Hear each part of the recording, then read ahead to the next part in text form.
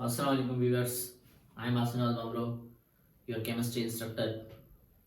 और जैसा कि हमने चैप्टर स्टार्ट किया था चैप्टर नंबर 3 फर्स्ट ईयर में से कि थ्योरीज ऑफ कोवेलेंट बॉन्ड, और वो चैप्टर अपने अख्ताम पे पहुंच गया। जितने उसमें टॉपिक थे हमने सारे पढ़ लिए, और नेक्स्ट जो हम चैप्टर पढ़ रहे हैं उसका नाम है चैप्टर नंबर 7 केमिकल इक्विलिब्रियम। हम ये चैप्टर सेलेक्टेड इस वजह से पढ़ रहे हैं कि ये जो मेडिकल के लिए इंपॉर्टेंट चैप्टर है, हम उनका जो प्ले लिस्ट पहले से बना लें, बाद में हम बाकी जितने भी चैप्टर आएंगे वो हम पढ़ाएंगे। इस चैप्टर के बाद हम इंशाल्लाह ऑर्गेनिक को टच देंगे थोड़ा सा। तो आज हमारा जो टॉपिक है वो है केमिकल इक्विलिब्रियम। सबसे पहले स्टूडेंट्स आपको इक्विलिब्रियम का पता होना चाहिए कि इक्विलिब्रियम क्या होती है। इक्विलिब्रियम एक कंडीशन होती है जिसमें अकॉर्डिंग टू फिजिक्स बॉडी अपनी स्टेट अपनी पोजीशन मेंटेन करे। अगर कोई चीज रेस्ट में आए तो रेस्ट मेंटेन करे, उसे हम कहते हैं इक्विलिब्रियम। जैसे एक आम एक सेब अब पेड़ पे लगा हुआ है, वो रेस्ट की हालत में है। अब जब नीचे गिरा तो कुछ देर के लिए मोशन में आ गया, जब नीचे गिरा तो फिर से रेस्ट में आ गया। रेस्ट बरकरार हुई, इसे इक्विलिब्रियम कहते हैं। और दूसरा पोजीशन को मेंटेन करे, स्टेट को मेंटेन करे अपनी बॉडी। पोजीशन को कैसे मेंटेन करे भाई, कि भाई एक चीज सर्किल में फिर रही है, ठीक है, और कुछ देर के लिए वो स्टॉप हो गई, फिर से वो सर्किल में फिर रही है। अपनी पोजीशन अपनी स्टेट अपने डायनामिक को क्या किया, उसने मेंटेन किया। उनको भी हम क्या कहते हैं, इक्विलिब्रियम ही कहते हैं। लेकिन ये वो टर्म्स होती हैं फिजिक्स में इस्तेमाल होती हैं। इन केमिस्ट्री हम कैसे कहेंगे भाई कि व्हाट इज इक्विलिब्रियम।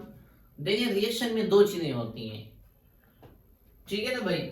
रिएक्शन में कौन सी चीजें होती हैं, दो चीजें होती हैं। ये देखें एरो की ये साइड होती है हेड साइड, और ये एरो की होती है टेल साइड, ठीक है भाई। तो एरो के दो टाइप्स होती हैं, एक एरो का हेड, दूसरे का टेल। जो हेड पे जो चीज मौजूद होती है हम उसे कहते हैं प्रोडक्ट, और जो टेल पे एरो के टेल पे जो मौजूद होती है उसे हम कहते हैं रिएक्टेंट। ये देखिए ये टेल साइड मतलब इस साइड जो मौजूद है वो हमारा रिएक्टेंट है, जो हेड साइड मौजूद है वो सारा का सारा हमारा क्या है, प्रोडक्ट है। जब एक रिएक्शन में रिएक्टेंट और प्रोडक्ट आपस में बैलेंस हो जाए, एक रिएक्शन में जब amount of reactant is equals to amount of product, हम उसे क्या कहेंगे, इक्विलिब्रियम कहेंगे। यहां पे देखें सल्फर के कितने एटम है, दो एटम है। यहाँ पे कितने सल्फर के, दो एटम है। यहाँ पे अमाउंट ऑफ सल्फर बैलेंस है दोनों side. Reactant is equals to product जब होगा उसे हम कहेंगे केमिकल इक्विलिब्रियम कहेंगे। वैसे फिजिक्स में क्या है कि बॉडी अपनी स्टेट अपनी पोजीशन मेंटेन करे, वो है इक्विलिब्रियम इन फिजिक्स। केमिस्ट्री में इक्विलिब्रियम हम उसे कहते हैं कि एक रिएक्शन की दो पहलू होती हैं, दो साइड होती हैं। एक को हम रिएक्टेंट कहते हैं जो एरो की टेल साइड में मौजूद होता है, एक को हम प्रोडक्ट कहते हैं जो एरो की हेड साइड में मौजूद होता है। सही है भाई। तो यहाँ पे ऑक्सीजन कितनी है, 2 to the 4 4 plus 2 6, 2 sulphur 6 oxygen है यहाँ पे। और यहाँ पे देखिए 2 1 the 2 2 3 the 6, तो 2 सल्फर 6 ऑक्सीजन दोनों साइड बराबर है। इसका मतलब ये है कि amount of reactant is equals to amount of product, hence it is called as what, it is called as equilibrium. तो यहाँ पे डेफिनेशन देगी आ स्टेट ऐसी हालत जिसमें क्या हो, इन विच कंसंट्रेशन का मतलब क्या है, मिकदार of reactant and product is equal. कि भाई रिएक्टेंट जो एरो की टेल साइड पे मौजूद होता है, ठीक है, और प्रोडक्ट जो एरो की हेड साइड पे मौजूद होता है, उन दोनों का अमाउंट क्या हो, आपस में इक्वल हो, बराबर हो भाई। हम उन्हें कहते हैं केमिकल इक्विलिब्रियम कहते हैं उन्हें, कि भाई एक चीज का रिएक्टेंट का और प्रोडक्ट का अमाउंट आपस में इक्वल हो। मिसाल के तौर पे हमारे पास 50 ग्राम रिएक्टेंट का मौजूद है और 50 ग्राम प्रोडक्ट का हमारे पास बाद में मौजूद हो जाए, हम उन्हें कहते हैं केमिकल इक्विलिब्रियम। लेकिन ये शर्त है कि वो जो इक्विलिब्रियम होती है वो डायरेक्ट नहीं होती, वो किसी स्पेसिफिक टाइम पे होती है। मिसाल के तौर पे यहाँ पे देखिए एक रिएक्शन हो रहा है कि हाइड्रोजन और आयोडीन आपस में मिल रहे हैं, बन क्या रहा है, हाइड्रोजन आयोडाइड बन रहा है। शुरू में क्या है कि हाइड्रोजन आयोडाइड की कंसंट्रेशन इंक्रीज हो रही है, ये देखिए हाइड्रोजन आयोडाइड की कंसंट्रेशन इंक्रीज हो रही है। लेकिन नीचे का ग्राफ इसको समझिए कि हाइड्रोजन आयोडाइड टूट रहा है हाइड्रोजन और क्लोरीन में से। और यहाँ पे हाइड्रोजन और क्लोरीन का अमाउंट पॉइंट बाय पॉइंट बढ़ रहा है, लेकिन ऐसी पॉइंट आ रही है कि जितना HCl का अमाउंट यहाँ पे बढ़ चुका था इस पॉइंट पे, उतना H2 और Cl2 का यहाँ पे बराबर हो गया है। तो यहाँ पे एक स्पेसिफिक पॉइंट पे हुआ है, this is called as what, specific point कहती हैं, या इसे कहते हैं लिमिट पॉइंट कहते हैं हम इसे। ठीक है भाई, तो हम इन्हें क्या कहते हैं, लिमिट पॉइंट कहते हैं। और ये डेफिनेशन समझने वाली है कि जितना हाइड्रोजन और आयोडीन आपस में मिले, हाइड्रोजन आयोडाइड बना है, तो शुरू में हाइड्रोजन आयोडाइड की कंसंट्रेशन इंक्रीज हो रही है, यहाँ पे देखिए, और यहाँ पे हाइड्रोजन आयोडाइड टूट रहा है हाइड्रोजन और क्लोरीन में से, इन दोनों में, तो यहाँ पे इन दोनों की कंसंट्रेशन इंक्रीज हो रही है। लेकिन एक पॉइंट पे, एक नुक्ते पे ये दोनों पॉइंट्स मिल रही हैं आपस में, उन्हें केमिकल इक्विलिब्रियम कहती हैं। सेकंड डेफिनेशन क्या है उसको समझें कि भाई a state in which concentration of reactant and product do not change with the time, कि भाई प्रोडक्ट और रिएक्टेंट की कंसंट्रेशन टाइम की निस्बत चेंज न हो, हम उन्हें भी क्या कहते हैं, केमिकल इक्विलिब्रियम कहते हैं। कि भाई टाइम बाय टाइम उन दोनों की जो कंसंट्रेशन, जो मिकदार है वो चेंज न हो, they were called as what, they were called as chemical equilibrium कहते हैं हम उन्हें। तो मेरे ख्याल में डेफिनेशन आप लोगों की क्लियर हो गई है। सवाल ये कि हम यहाँ पे केमिकल वर्ड क्यों यूज कर रही हैं, ये आप लोगों से मेरा सवाल है, मैं एंडिंग में इसका आंसर बताऊंगा, सही है। तो on the basis of chemical equilibrium there are two types of chemical reaction. Chemical equilibrium chapter को पढ़ने के लिए ये दो टाइप्स ऑफ रिएक्शन आपको पढ़ने लाजमी है, एक का नाम है रिवर्सिबल, एक का नाम है इरिवर्सिबल। रिवर्सिबल और इरिवर्सिबल को समझिए, जब हम बाल कटाते हैं तो बाल क्या हो जाते हैं, दोबारा से हमारे वापस आ जाते हैं। हम जब नाखून काटते हैं तो क्या हो जाता है, दोबारा से वापस आ जाती हैं। जब ये खाल हमारे उतर जाती है, हम कोई जख्म लगता है तो ये खाल क्या हो जाती है, दोबारा आ जाती है। जब पानी को हम फ्रीजर में रखते हैं तो बर्फ हो जाता है, बर्फ को बाहर रखते हैं तो पानी हो जाता है। प्लांट क्या करती हैं कि भाई कार्बन डाइऑक्साइड और वाटर का इस्तेमाल करके अपना खाना बनाते हैं, ग्लूकोज बनाते हैं, लेकिन वही ग्लूकोज तोड़ के कार्बन डाइऑक्साइड और वाटर देते हैं हमें।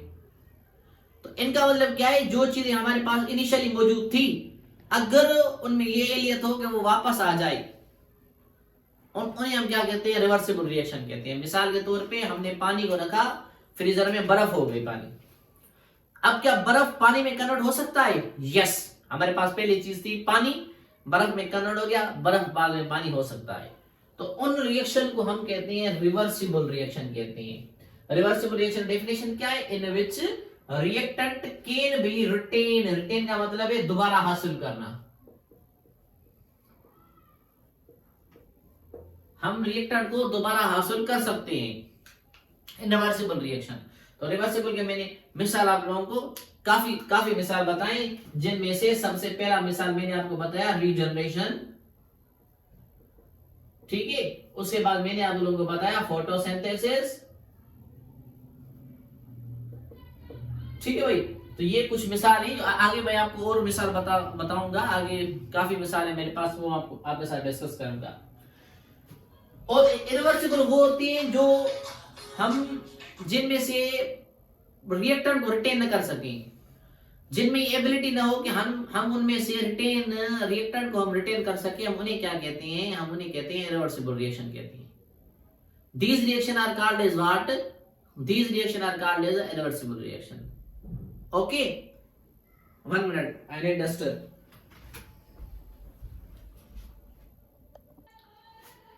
समझे बेटा, इरिवर्सिबल रिएक्शन वो होते हैं जिनमें हम रिएक्टेंट को रिटेन न कर सके। मिसाल के तौर पे अगर किसी बंदे की डेथ हो जाए, क्या हम दोबारा किसी बंदे को हासिल कर सकते हैं? नो, नेवर नॉट, हम उन चीज को दोबारा हासिल नहीं कर सकते। आइए ना समझ, अगर हमारी उंगली कट जाए, क्या हम दोबारा लगा सकते हैं? नहीं लगा सकते। हम उंगली कट हो जाए तो हम दोबारा नहीं लगा सकते। तो ये रिएक्शन क्या होते हैं, मैं आपको इनके मैं मिसाल दे रहा हूं लास्ट में, फिलहाल डेफिनेशन को समझिए। Reversible reaction do not go for the completion. 1 minute, आजान हो रही है।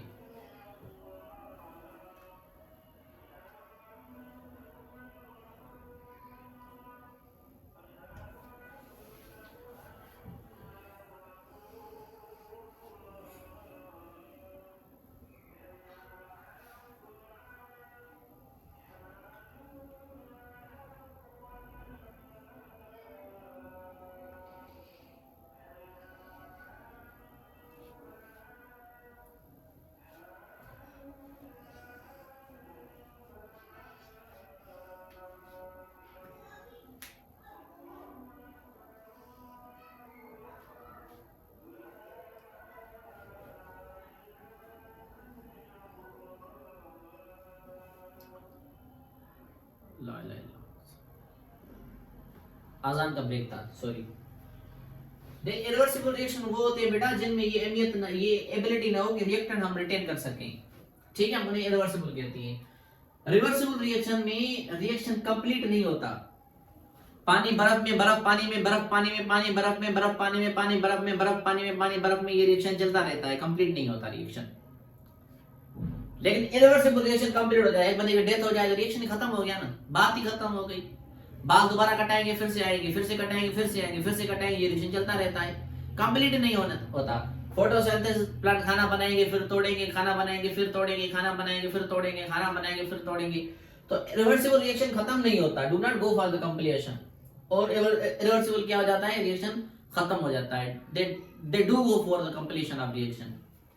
और रिवर्सिबल रिएक्शन खास करके क्लोज कंटेनर, क्लोज वेसल में, क्लोज बर्तन में होती है। और जो इरिवर्सिबल है वो होती है किन में होती है, वो ओपन कंटेनर, ओपन वेसल में होती है, ठीक है भाई। इन दोनों की मिसाल को मैं लास्ट में देना आप लोगों को, एक तरतीब की वीडियो बना रहा हूं मैं, मेरे एग्जाम पे लिखी है। अब आप लोगों को मैं ये बताना चाहूँ, जो केमिकल इक्विलिब्रियम होती है ना, केमिकल इक्विलिब्रियम, ये हमेशा रिवर्सिबल रिएक्शन में पाई जाती है। सो ओनली अकर इन रिवर्सिबल रिएक्शंस। ये आप लोगों ने चीजें याद रखनी है कि केमिकल इक्विलिब्रियम सिर्फ और सिर्फ रिवर्सिबल रिएक्शन में पाई जाती है, इरिवर्सिबल में केमिकल इक्विलिब्रियम नहीं पाई जाती। तो इस चैप्टर में हम रिवर्सिबल रिएक्शन के बारे में पढ़ेंगे, ठीक है भाई। तो रिवर्सिबल रिएक्शन के दो पहलू होती हैं, एक रिएक्शन आगे जाता है हम उसे फॉरवर्ड कहते हैं, जब रिएक्शन पीछे आता है हम उसे बैकवर्ड कहते हैं। ये देखिए, ये रिएक्शन आगे जा रहा है तो उसे हम फॉरवर्ड कह रहे हैं, जब रिएक्शन ये पीछे आ रहा है तो उसे हम बैकवर्ड कहते हैं। और सेम फॉरवर्ड जो रिएक्शन वो हेड की साइड मौजूद होता है, और बैकवर्ड रिएक्शन हमेशा टेल की साइड मौजूद होता है। शुरू जब रिवर्सिबल रिएक्शन जब शुरू में स्टार्ट होता है रिवर्सिबल रिएक्शन, उस वक्त बैकवर्ड फॉरवर्ड रिएक्शन की अमाउंट ज्यादा होती है। शुरू में इनिशियल स्टेज पे जब रिवर्सिबल रिएक्शन होता है, क्योंकि बैकवर्ड और फॉरवर्ड दोनों टाइप किस कैटेगरीज में आते हैं। वैसे इरिवर्सिबल में हम कहते हैं ये हमें नहीं बैकवर्ड फॉरवर्ड, लेकिन वो रिएक्शन बैकवर्ड होता नहीं है, उसको हम रिएक्टेंट को बैकवर्ड का नाम देते हैं, रिएक्शन बैकवर्ड नहीं होता टोटल। तो रिवर्सिबल रिएक्शन की ये दो कैटेगरीज हैं। जब रिएक्शन आगे जाएगा हम उसे फॉरवर्ड कहेंगे, जब रिएक्टेंट में पीछे आएगा हम उसे बैकवर्ड कहते हैं। ये रिएक्शन आगे जा रहा है प्रोडक्ट की तरफ, रिएक्टेंट की तरफ आ रहा है तो हम उसे कहते हैं बैकवर्ड रिएक्शन कहते हैं। तो जो बैकवर्ड होता है वो एरो की किस साइड मौजूद होता है, टेल साइड, और फॉरवर्ड हमेशा हेड साइड मौजूद होता है। लेकिन जब रिवर्सिबल रिएक्शन शुरू में होता है, शुरू में उस वक्त आपकी फॉरवर्ड रिएक्शन ज्यादा होता है, बैकवर्ड कम होता है। लेकिन जैसे टाइम गुजरता जाता है, क्योंकि अब जो रिवर्सिबल रिएक्शन पहले तो तेजी से फॉरवर्ड की तरफ जाएगा, फॉरवर्ड रिएक्शन ज्यादा होगा, लेकिन कुछ देर के बाद फिर से वो पलटी मारेगा, बैकवर्ड की तरफ आएगा। मतलब क्या है कि जब शुरू में रिएक्शन स्टार्ट होता है तो फॉरवर्ड रिएक्शन जल्दी होता है, तेज होता है, और कुछ टाइम के बाद वही रिएक्शन सेम बैकवर्ड तेज होता है, फॉरवर्ड कम होता है। तो रिवर्सिबल रिएक्शन को ये दो चीजें आपने समझ के करनी है, ठीक है भाई। इसका निकालिए, स्क्रीनशॉट निकालिए, मैं ये बोर्ड रिमूव कर रहा हूं। तो इस चैप्टर का नहीं, आज के दिन का हम लास्ट सेगमेंट स्टार्ट करने जा रहे हैं, tricks for reversible and irreversible reaction. आप लोग कैसे पता चले कि ये रिएक्शन हमारे पास मौजूद है, ये इरिवर्सिबल है या रिवर्सिबल है। तो सिंपल मैं उनके ट्रिक्स पे आ रहा हूं। सबसे पहले जो बड़ी इंपॉर्टेंट चीज मैं आपको बताने वाला हूं वो है मेटल प्लस नॉन मेटल का रिएक्शन।